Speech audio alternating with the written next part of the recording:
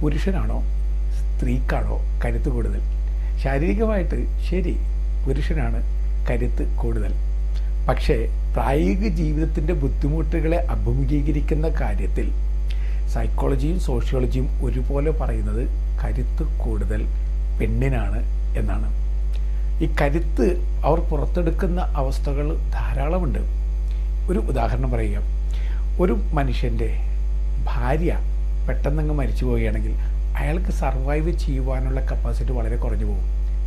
അയാൾ പെട്ടെന്നങ്ങ് ആടി ഉലഞ്ഞ് ഇലകളെല്ലാം കൊഴിഞ്ഞു പോയ പടുവൃക്ഷം പോലെയായി മാറിപ്പോകും. പെട്ടെന്ന് തന്നെ അയാൾ മരണത്തിൻ്റെ വഴിയെ പോയെന്നും വരാം. ഒരു മനുഷ്യൻ സിംതേരിയിലിരുന്ന് കരയുകയാണ്.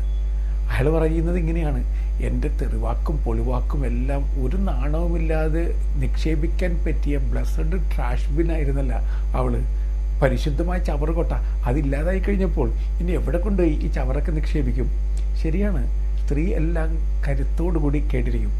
ഇനി ഭർത്താവ് ആദ്യം മരിച്ചു പോയാണെന്ന് വിചാരിക്കുക, സ്ത്രീ കരുത്തോടുകൂടി ആ കുഞ്ഞുങ്ങളെയൊക്കെ വളർത്തി വലുതാക്കും.